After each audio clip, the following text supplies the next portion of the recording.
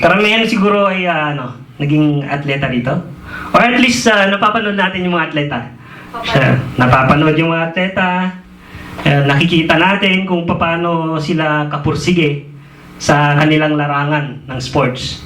Diba? But before naging ganyan yung mga yung mga atleta na yan, na before sila kapursige, did you know na itong mga atleta na to, they don't have any goal. Most of them, or some or most of them, they don't know their goals. They don't know their goals. Yet. They're about to know yet. Pagpasok nila. Kasi most of the athletes, or some of the athletes, ay pagpasok nila doon, akala nila is for fun. Yan. Sasaka ako sa sports na to, masaya. And play, fun, and fame. Yan. Play, fun, and fame. Yan ang naisip ng mga pumapasok sa atleta. But there are many things na kailangan sa isang atleta na kailangan nilang kalimutan. They have to forget some things bilang isang atleta. At bilang isang atleta rin, ay meron silang pinagsisikapan. Meron silang pinagsisikapan upang makamtan nila yung dapat nilang marating. Yan. At mo yung siyempre, dadaan sila sa pagsasanay. Ganyan. Yan.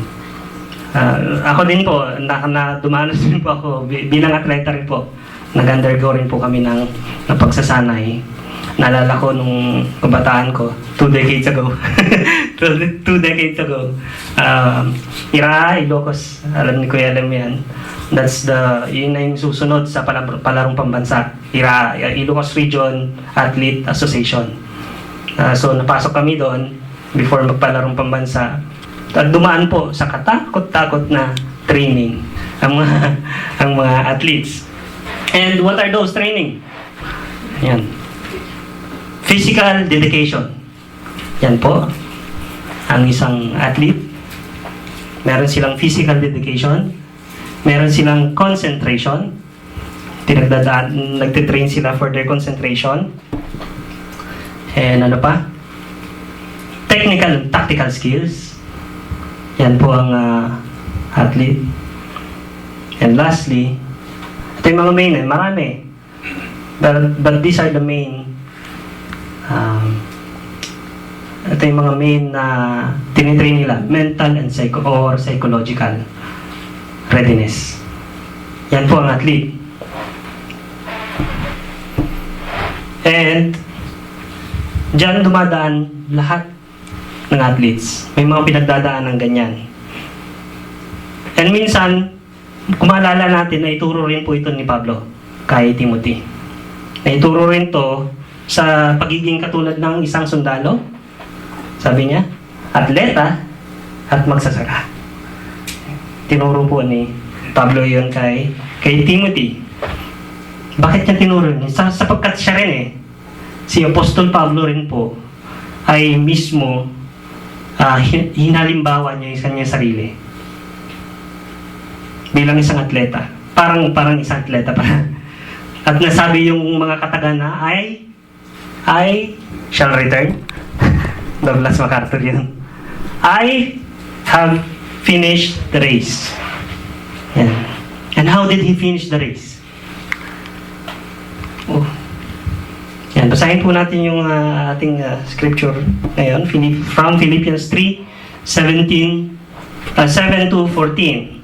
But whatever gain I had, I counted as loss for the sake of Christ. Indeed, I count everything as loss because of the surpassing worth of knowing Christ Jesus my Lord. For His sake, I have suffered the loss of all things and count them as rubbish, in order that I may gain Christ and be found in Him, not having a righteousness of my own that comes from the law, kasi Pharisee siya, but that which comes through faith in Christ, the righteousness from God that depends on faith. that I may know him and the power of his resurrection, and may share his sufferings, becoming like him in his death, that by any means possible I may attain the resurrection from the dead. So 12, not that I have already obtained this or I'm already perfect. Hindi niya inangkin na perfect na ako, hindi. But I press on to make I press on to make it my own, because Christ Jesus has made me his own. Brothers, I do not consider that I have made it my own, but one thing I do, forgetting what lies behind and straining forward to what lies ahead, I press on toward the goal for the prize of the upward call of God in Christ Jesus. So again, how did he finish the race? Sabi niya, he left his gains behind. Ito si Pablo. He left his gains behind and pressed on towards the goal. And what is that goal, mga kapatid? Sabi niya rin, for the prize of the upward call of God in Christ Jesus. At kung nabasa niyo po yung bandang huli, yan rin po yung panawagan ng ating Panginoon. Hindi lang po sa Philippi, hindi lang po kay Pablo, kundi sa ating pong lahat. Sa ating pong lahat. And what is that goal? What is that goal for us to finish the race? And how are we going to finish the race? It is to press on heavenward. Yan po. We have to press on heavenward. Yan ang ibig sabihin niya sa bandang huli ng verse na yon. Katulad po ng isang atleta na kahit saan man sila yung makipagtunggali, yung competition, makikita mo sa kanila yung apat na yon. Makikita mo sila. We can see them playing, yes. But then kung titignan mo maigi, yung atleta na yun, makikita niyo yung kanyang physical dedication. Makikita natin yung kanyang concentration. Makikita natin ang kanyang technical and technical skills. At makikita natin kung gaano siya ka-psychologically ready. And that is an athlete. Yun po ang athlete.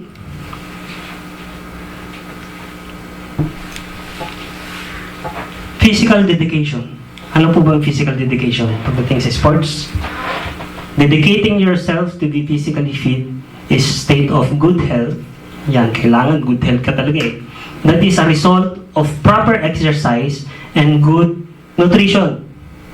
Meaning, we're committing ourselves to be fit enough for the sports we chose. Yan po.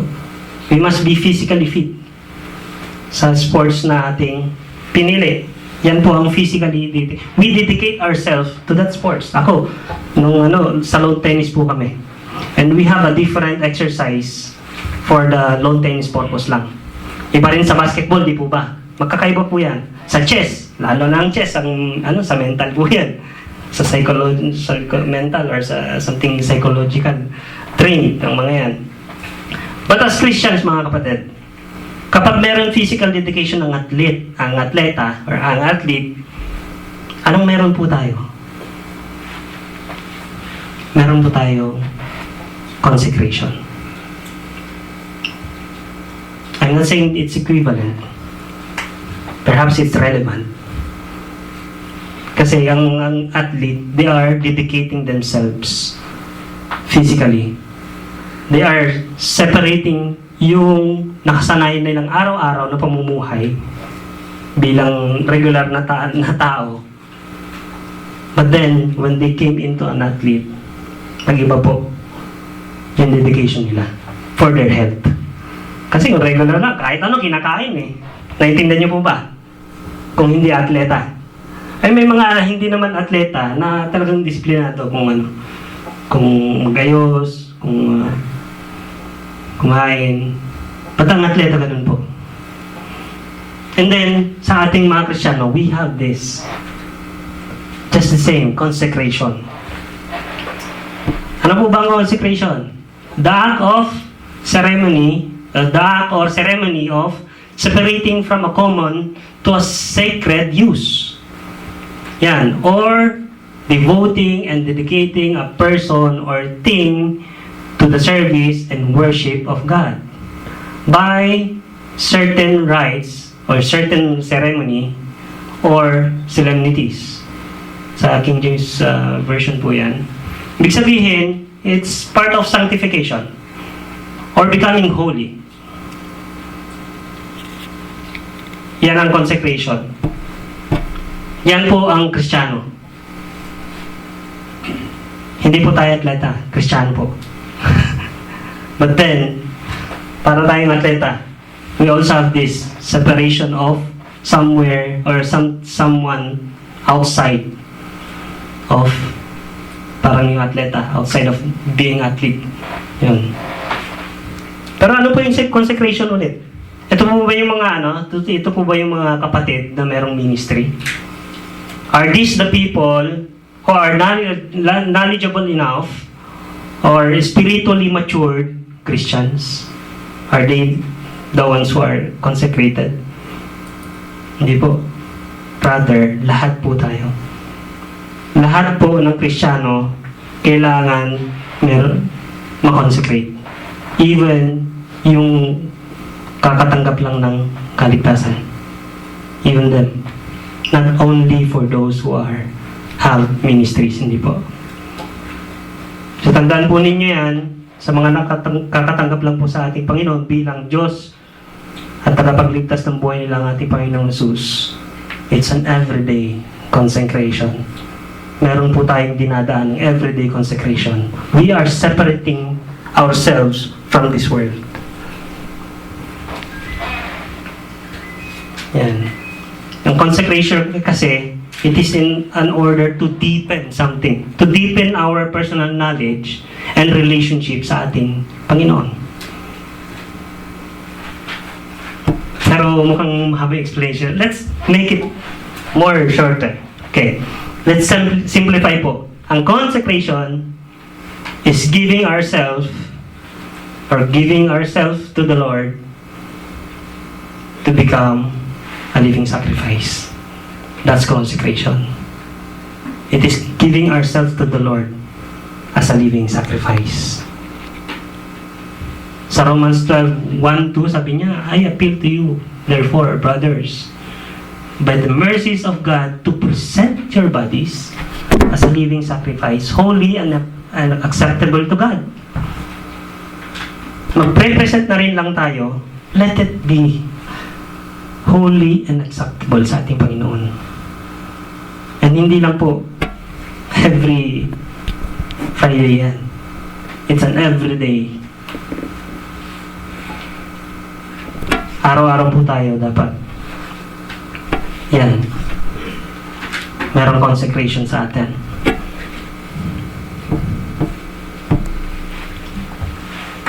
So, brothers and sisters, the same appeal as Paul said.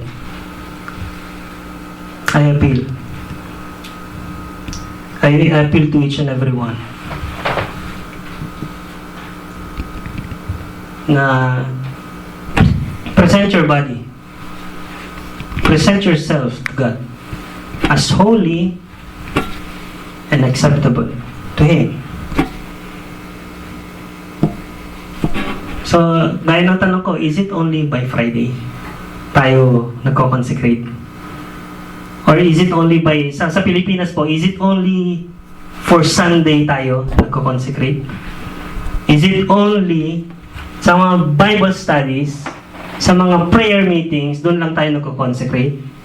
How about, naalala ko yung sinabi ng Kuya, ni Deacon Lemel, na pagkagising natin, we must be thankful kaagad by that. We are already claiming that we are Christians. And starting from thanking God, we are submitting ourselves to God for Him. Natulungan tayo to consecrate our life in a day.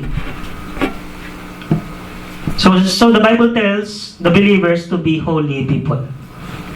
Separate from the world. Ano po ang consecration? Sabi sa 2 Corinthians 6:17, therefore go out from their midst and be separate from them. Sino itong them? Says the Lord. Them is the world. And touch no unclean things, then I will welcome you. But if we are not unclean, yan po yung sinasabi natin, hindi tayo kaaya-aya sa harapan ng ating Panginoon. Yan. Hindi kaya yung ginawa ko. Yan po yun. But then, sabi niya, there's a reminder from Corinthians na si Pablo rin po ang nagsabi, therefore, go out from their midst. Kung ikaw nasa parte ng mga taong nandito sa mundo at nakalibuhilan ka sa kanila at nakikita natin ang sarili natin ay parang nagiging makamod na rin tayo, go out from their midst, mga kapatid. And be separate from them. Be separate from them. In other words, each day, mga kapatid, as we live out our lives as holy and royal, dapat po, for the glory of God, ang ginagawa natin every day. I know, I believe, I know, meron sinasabi tayo na kung minsan nananalangin tayo, patawarin niyo ko, Panginoon, sa mga kasalanang hindi ko namamalayan. But I believe as a Christian, meron of course, but I believe as a Christian, once nagkasala ka, alam mo ang kasalanan yun. Once may nabagkas tayo na parang hindi tama, alam mong kasalanan yun as a Christian. And you have to be separated from that person. You have to be separated from that. And also, sabi rin ni Pedro, that you are a chosen race. Yung pananalita natin, puro bulahaw dito, bulahaw doon. And yet, tinawag tayong chosen race. We are a royal priesthood and that we act things like kind of those things. Di ba parang sabi yung kaninang previous verse, hindi ka aya-aya sa ating Panginoon. It's not welcome to our God. Those kind of actions. Is it not? Or is it? So let's remember, mga kapatid, to be consecrated always like Apostle Paul. Yung ating scripture kanina, we can see that he's consecrated. That's why he can press on. Na-mention niya doon.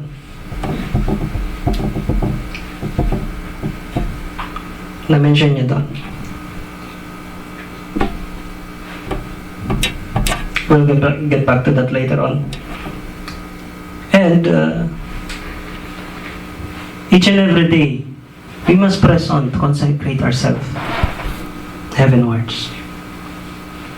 This is one of the reminder ng ating Panginoon on pressing on as a Christian for our everyday life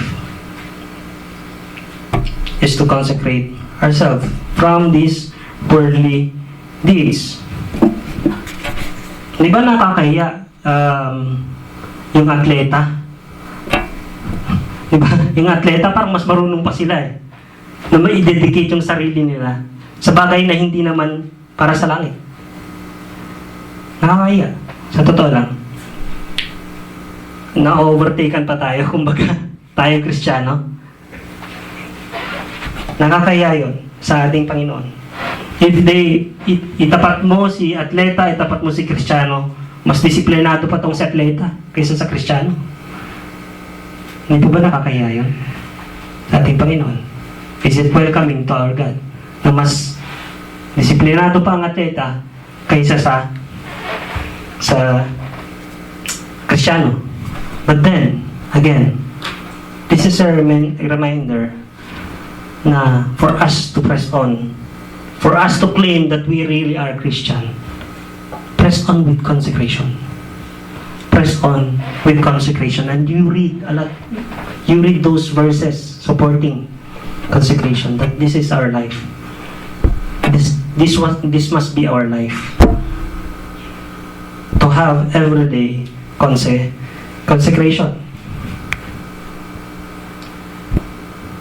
At kung meron silang consecration, yung mga atleta, meron pa silang concentration. Diba? May concentration na nga ang mga atleta. May concentration pa. So ano po ba yung concentration? Sabi niya, the ability to give your attention or thought to a single object or activity. Yan po sa atleta. Yan po sa atleta. They're able to give into one attention. Athletes concentrates to be victorious. And that is their goal. Kaya nagko-concentrate sila kasi yun yung goal nila to be victorious. At yan ang mga atleta. But you know what mga kapatid, so as we must have this kind of attitude sa isang atleta. To concentrate. To concentrate. Why? Yung mga atleta, yung goal nila to be victorious sa larangan ng sports nila. Pero tayo mga Kristiyano, ano yung goal natin? Heaven. Hindi ba? Mas dapat tayong makakita ng concentration. Ang isang Kristiyano. O ito, I'll give you an example. Kapag may nagpapaawit mga kapatid, I'll give you an example. Inside the church, as a Christian. Kasi Kristiyano pag pinag-uusapan natin dito. Kapag may nagpapaawit, ano pong dapat natin gawin? Aawit, di ba? Aawit. But how gladly are you in singing? Kristiyano, yun laging sinasabi ng mga pastor natin. Pastor Crisato yata yun. Ayun ang Kristiyano. Mukha, parang minamagnet na ng lupa eh. Matamlay, kung tignan. So how concentrated are we to our Lord when we are singing? How? Dapat be alive. We are not singing to someone only, but we are singing to God. And yun dapat be alive. Di po ba? At yun din mga kapatid, when you are singing alive, you can edify your brother beside you. Hayaan mo yung kung makikita ka nilang hala, sige, sa ating Panginoon. Isayaw mo sa ating Panginoon. Si David nga sumasayaw na sabi ng mga tao, parang baliw. Sabi sa Samuel, para daw siyang baliw. Pero hindi nalitanan ni David yun. Diba? So sa mga nakakapanig din po, as a Christian, if someone is singing, and it's time to sing for the Lord, sing it lively. Give praises to the Lord. Give everything. Your strength, sabi nga sa Mark, kasama yun. In praising the Lord. So don't mind anyone who can see you na parang baliw. Hindi ka kumawit sa kung sino man. Mawit tayo sa Panginoon. Sumasayaw tayo sa Panginoon. Hindi sila. Hindi yung tumitingin.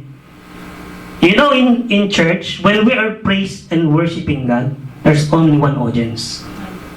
And that is God alone. Amen. You have to remember that. Hindi yung katabi mo, hindi nasa likod, hindi nasa harap. Ang Panginoon, there's only one audience. Kaya nga sinasabi natin lagi kong naalala ko pag sinasabi natin sa prayer, umupo ka po, Panginoon, sa iyong trono at panoorin niyo ang inyong mga anak. Therefore, iisa lang po ang ating audience, ang ating Panginoon. So be alive. Be alive, mga kapatid. Concentrate to Him alone, who is worthy to be praised, who is worthy for your worship.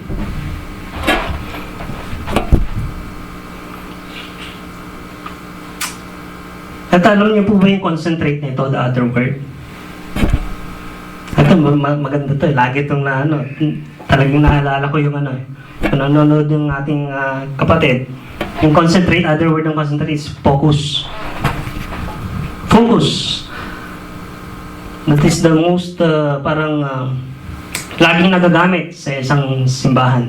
Kasi concentrate parang hindi masyado, But if you say focus something sa loob ng church, then you know that you're focusing to our Lord. So, hindi lang po basta ang sinasabi ang focus, or hindi basta-basta parang hindi kaya parang we take it lightly if we say focus. Don't take it lightly pag-focus. Don't take lightly. Okay. Ang sabi sa Philippians, brothers, I do not consider. Balik tayo kay Pablo. Sabi niya, brothers, I do not consider that I have made it my own. But one thing I do, sabi niya ganun. One thing I do, forgetting what lies behind and straining forward to what lies ahead. And that's the point, mga kapatid. Focus what lies ahead. Forget who you were. Yung lumang ikaw, huwag mo nang balikan.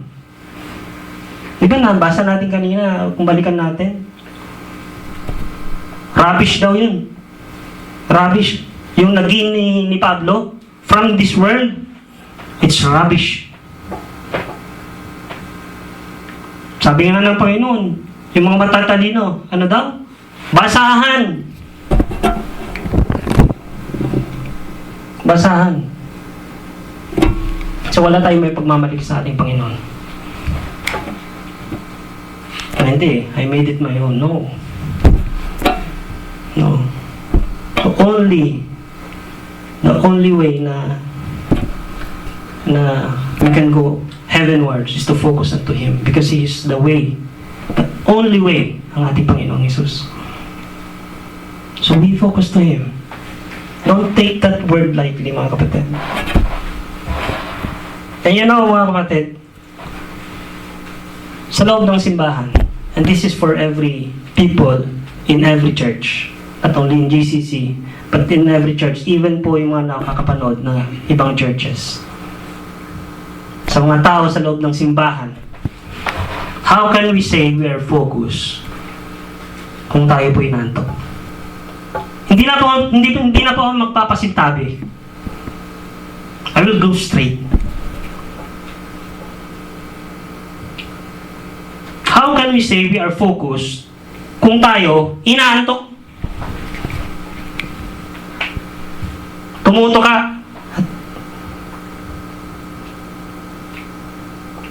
Wala nang pasintabi to. And if you think that's you, this is a sermon for you. This is a sermon for you. It's not, hindi pag-aaral. It's a sermon for you.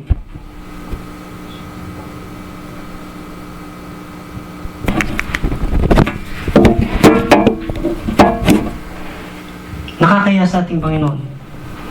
We say we are Christian, and yet those athletes are more concentrated than us. When they listen to their instructor, at tayo mga Kristyano, we take lightly yung pakikinig sa harapan, sa gospel ng ating Panginoon. So please, wake up. Wake up, mga kapatid. And those churches, yung mga ibang members ng ibang churches, wake up pag may nagsisermon. Nakakaya sa ating Panginoon. Ang tawag ni Pablo sa mga ganun, yung akala mo Kristiyano, pero hindi. Parang mukhang Kristiyano lang, hypocrite. Hypocrite, sabi niya.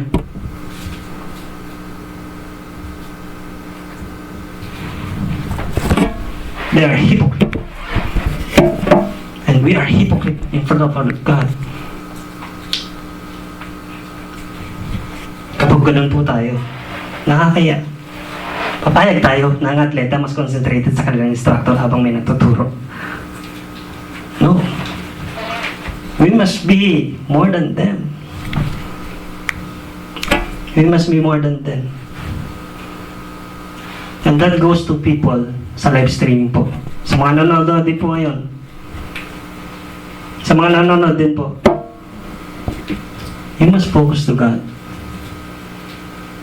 Kung meron ka naman pong time talaga to watch the live streaming na service ng isang simbahan, do it now, kapatid. Do it now.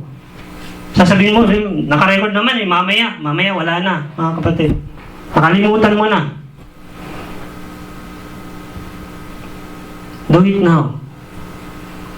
Manood na po kayo sa mga live services, live streaming services ng mga churches na available sa inyo. And surely you will receive blessings. You will receive blessings. Hindi man namin kayo nakikita, mga kapatid, pero katulad ng inawit kanina, nakikita kayo ng Panginoon. Nakikita po kayo ng Panginoon. And you know what? That every service, mga kapatid, this is the fourth commandment. It is the fourth commandment. Sabi niya, remember the Sabbath day to keep it holy. And yet, tulog. O kung hindi man tulog, may mga ginagawang iba. Then you're still not focusing on God, to the gospel.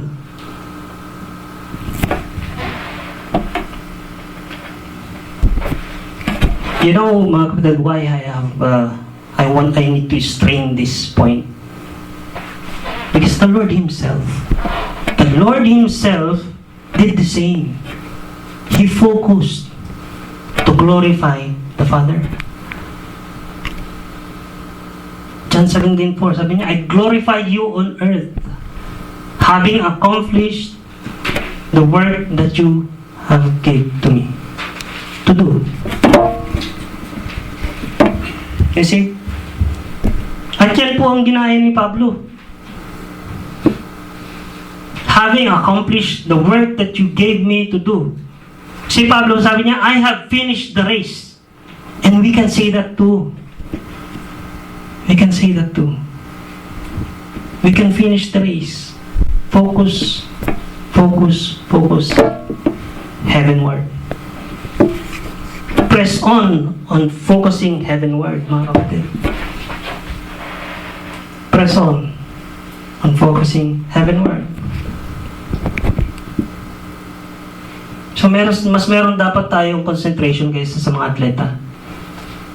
Mas meron dapat tayo. Nakakaya sa ating Panginoon eh. Mas disiplinado atleta kaysa sa atin. Samantalang tayo, continuous yung pag-aaral natin. Ang atleta, after graduation ng college, wala na. Tayo, diretso, di po ba? Diretso. So mas dapat tayo disiplinado. Mas dapat tayo focus sa ating Panginoon. Mas dapat tayo natututo sa focus natin. Mas dapat tayo train being focused.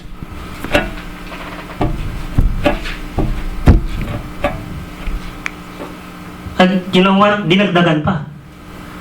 Yung sa atleta, yung pagiging focus nila, dinagdagan pa lalo. Tingnan niyo ang atleta, nag-develop sila. Ito dinagdag nila, oh. kanina, technical and tactical skills training. May focus na sila, may technical and tactical skills training pa sila.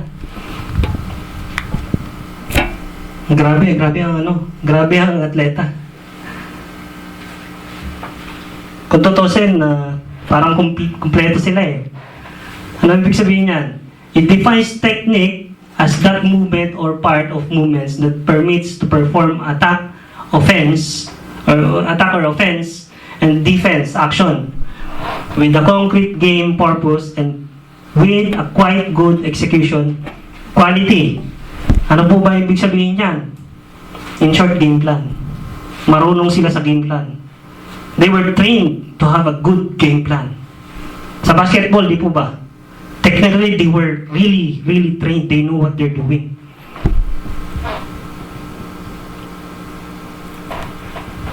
They were trained for having an offense and they were trained for having a defense.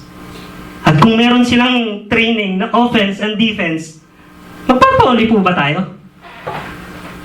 No. Huwag tayo magpauli mga kapatid. Because Christians, we have that the same. Confrontation.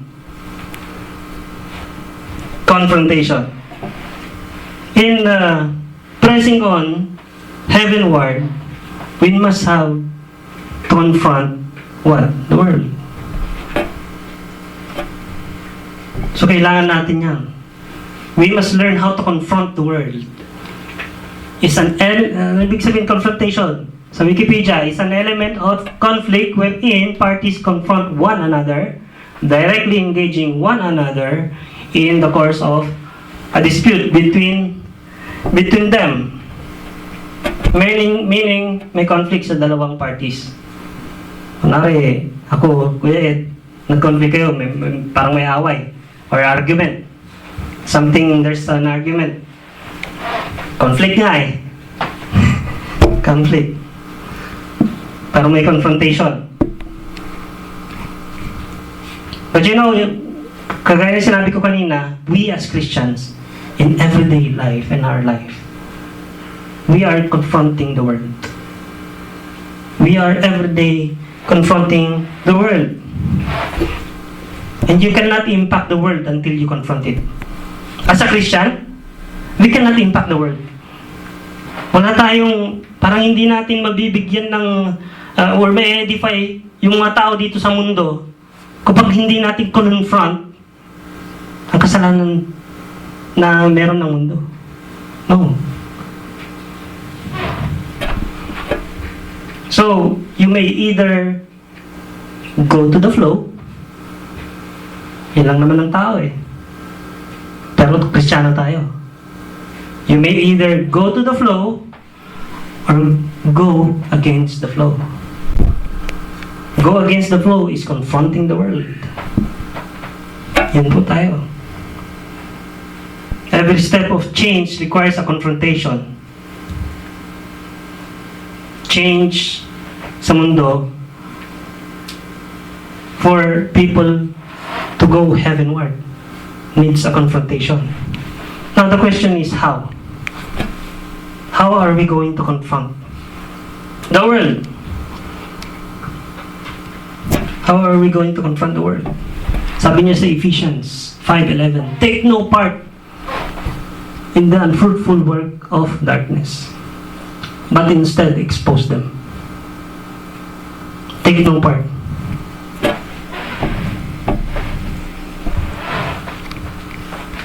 Huwag mong i-entertain. Yun na lang. Huwag mo nang i-entertain kung ano yung binibigay ng mundo. Sinungaling ang mundo.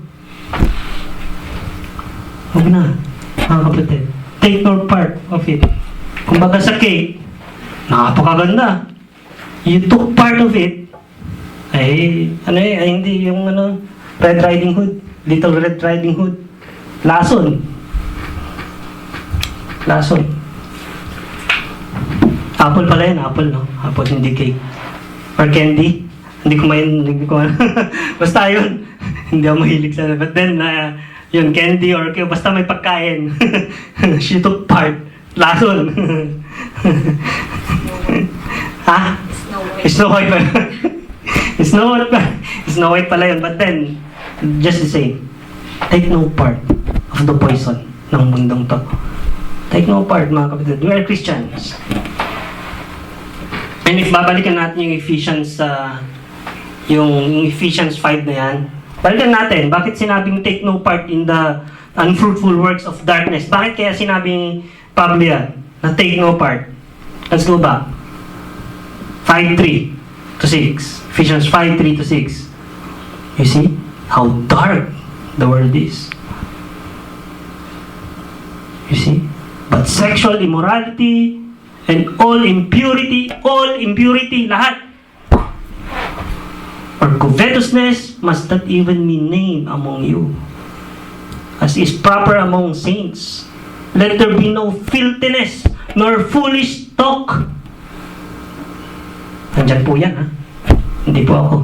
Nor crude joking, which are out of place. But instead, let there be thanksgiving. For you may be sure of this, that everyone who is sexually immoral and impure, or who is covetous, that is the idolaters, of course, has no inheritance in the kingdom of Christ and God.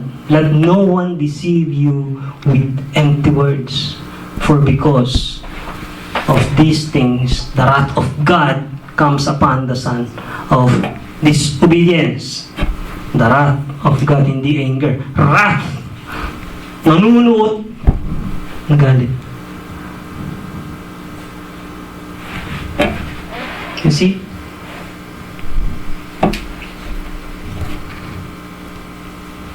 So, confronting this kind of things na nandyan po, dapat meron tayong courage to confront this kind of things. Or baka naman isa po tayo dyan. Sa mga nanonood, are we part of those? Now, it's a big challenge for you. Ask ourselves, are we part? If we say no, then confront it. Confront it, mga kapatid.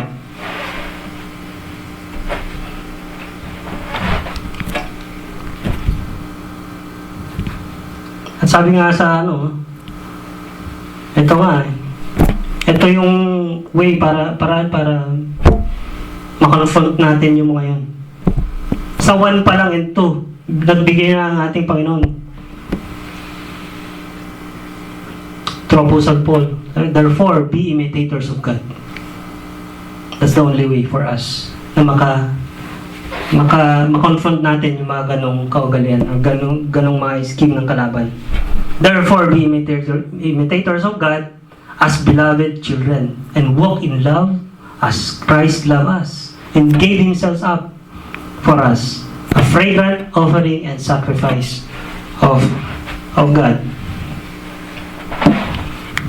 And ang ating Panginoong mismo, at totoo lang, ang ating Panginoong mismo, ay He went head or He went head on sa mundo. Kaya nga, dumabo siya dito sa mundo eh. Because He wants to confront the sin of this world. That's why sinabi na Pablo, therefore, be imitators of God. And that's the only way for you to confront those kind of sin. As Jesus, our Lord Jesus Christ, did.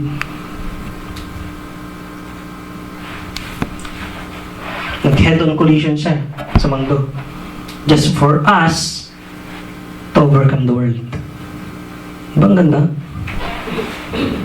But you know mga kapatid, there's a warning. Katulad ng nabanggit kanina sa bandang huli, the wrath of God. Merong paalala si James eh. Reminder. You adulterous people, do you not know that friendship with the world is enmity with God? Therefore, whoever wishes to be a friend of the world makes himself an enemy of God. Now, kung Kristiyano tayo at ang mga kilos natin na para makamundo pa rin, then you're an enemy of God. So we must confront those kind of things to ourselves. Hindi pa ako excuse. Kaya sinabi ko to ourselves. We must confront. Sama-sama po tayo to confront those kind of things na naipakita kanina sa Ephesians 5:3-6. Sama-sama tayo. Confront. So again, are we going to the flow or against to the flow of this world? We must go against to the flow of this world. Lastly, sa isang atleta, kanina sabi niya, they are mentally and psychologically trained or prepared. Yan po ang atleta. Ano po ibig sabihin niyan sa atleta? If athletes are properly and systematically prepared, then the psychological aspect takes care of itself. An athlete's mental edge is forged through the process of overcoming the challenges presented by each stage of the training. Meaning to say, mga kapatid, while they are under the training of each stage, they are already mentally conditioned. Kinokondisyon na po yan. Sa jogging pa lang, may pinagkakondisyon na sila mentally. Yan. That's what it means. At each and every stage, they are already being mentally prepared or conditioned.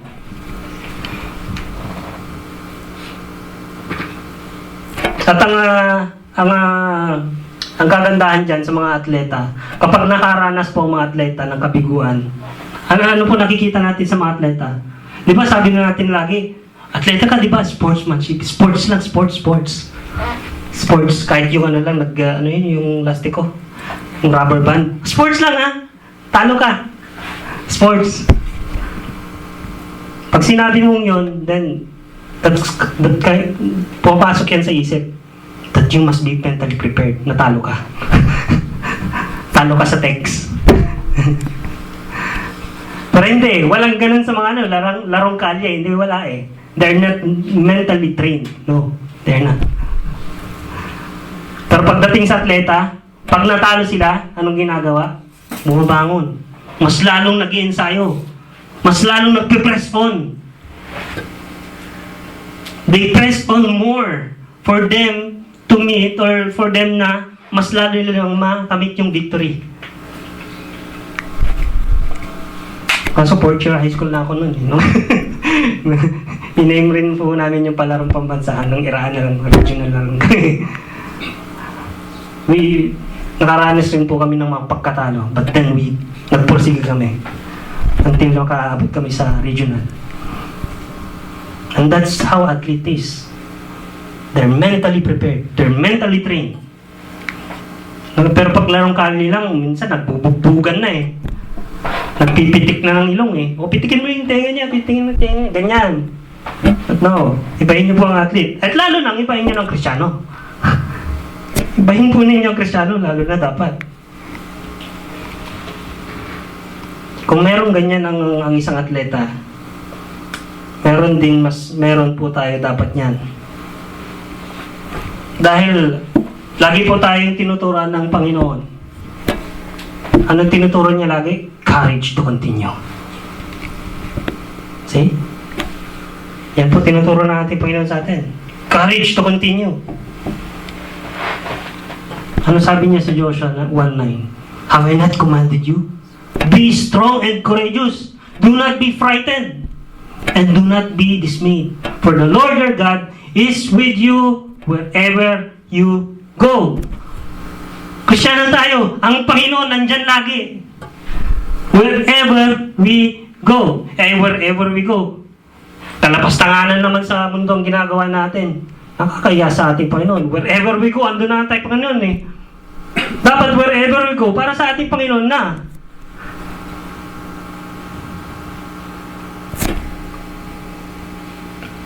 And be courageous to continue being Christian, being Christ-like. Press on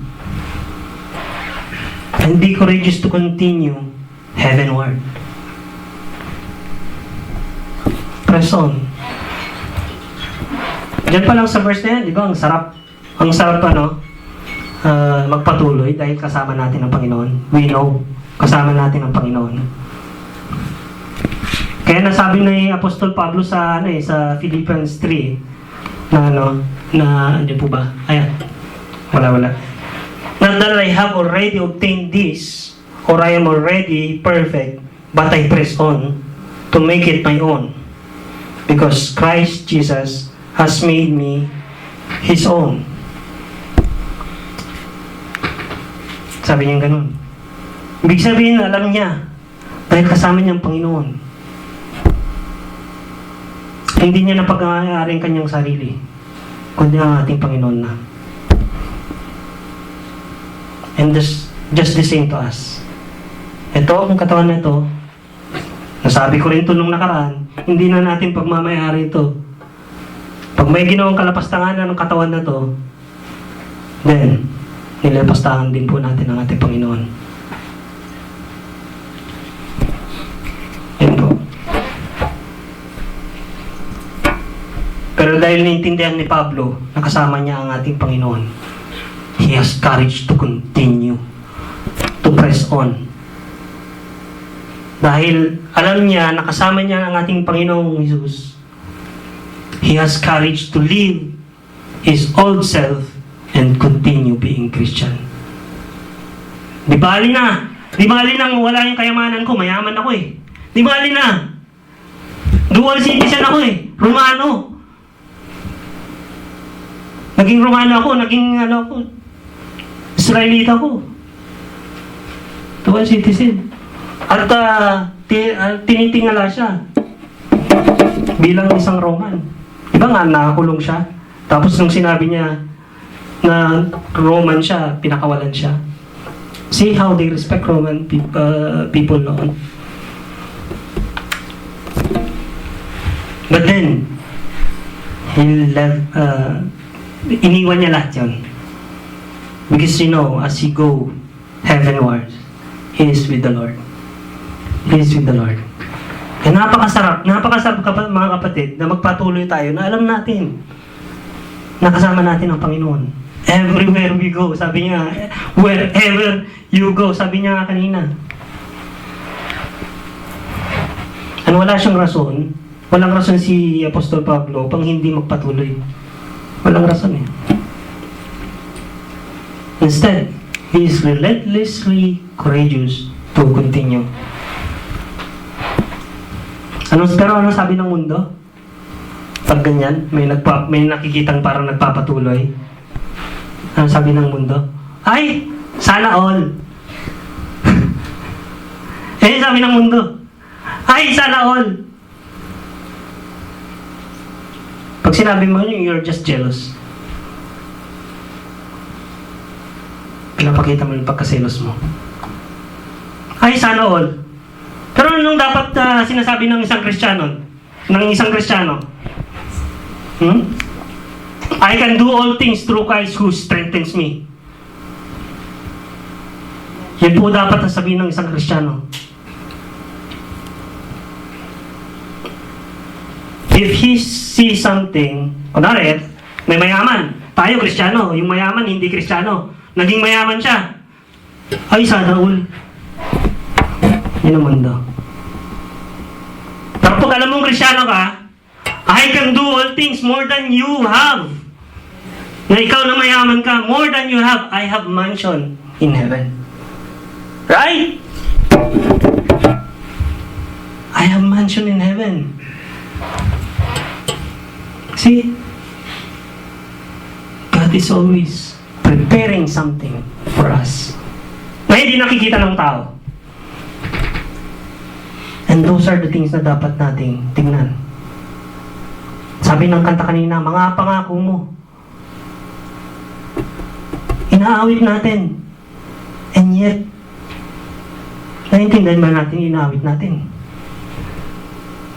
Mga pangako mo, Panginoon. Liwanag at gabay. Diba? Nagliliwanag ang kanyang mga pangako. So, be courageous mga kapatid to continue your Christianity heavenwards. Huwag kayong, do not be frightened. Do not be frightened. Meron bang nagsasalita sa likod ninyo kung alam ninyo na ang ginagawa ninyo ay para sa Panginoon, go ahead. Go ahead. Para sa Panginoon ito. So I can do all things through Christ who strengthens me. Yan. Pero bakit nga ba sinabi ni Pablo yan? Philippians. Lapit na tayo matapos. I know it's a little bit long, but I have to strain this one. This is pressing on heavenwards, mga kapatid. This is pressing on heavenwards. We need to break something to gain something. Right? Bakit sinabi ni Pablo ito? I can do all things through Christ. Sabi sa John 16:33. Sino nagsasalita dyan? Ang ating Panginoong Jesus mismo. I have said these things to you, that in me you may have peace. In the world you will have tribulation, but take heart, I have overcome the world. See? Kaya sabi niya, I can do all things because the Lord Jesus Christ, He have overcome the world already. Wala nang panamang kalaban. Wala na. Wala nang panama. So, can we say, I can do all things through Christ who strengthens me? Ayan po ang sinabi ng ating Panginoon kasi. And that is a promise. Yung inawit natin kanina, it's one of the promise. Isa sa mga pangako niya po. I have overcome the world. See? And we don't have any reason at all not to go forward or not to press on heavenwards. There are so much things na nagawa na ng ating Panginoon. Ilan lang po ito for us to go forward heavenwards. So, ang challenge sa atin, mga kapatid, can we take heart to overcome the world? Amen. It's up to your heart to answer. Can we take heart to overcome the world? And if we say, I have finished the race, ito, tanungin ko, can we concentrate or consecrate for the glory of God? Can we concentrate heavenwards? Can we confront the world and not go with the world? Can we take courage to continue toward our God? Therefore, press on heavenwards. Let us pray. Hallelujah, Panginoon. Maraming salamat po, Panginoon, sa inyong mensahe ngayon. Lord, it might be hard to hear your message today. But if it will break something in us, Panginoon, to gain you, Lord, do so. Katulad po ni Pablo, Panginoon, na you break him para iwan niya lahat ng naging niya sa mundong ito. For him to be able to gain you. And that is what we want, Panginoon. And not what I'm praying para sa aking mga kapatid. For them to press on, Lord. In loving you and in glorifying you, O Father. Kaya Panginoong Hesus, maraming salamat. Dahil pumarito kayo sa bandong ito upang magbigay halimbawa kung paano mamuhay ang residente na taga sa inyong lugar, Panginoong Hesus. And preparing us to be a resident of heaven. Salamat po, Panginoon, sa buhay ni Pablo, sa kapatid namin si Pablo, Apostol Pablo.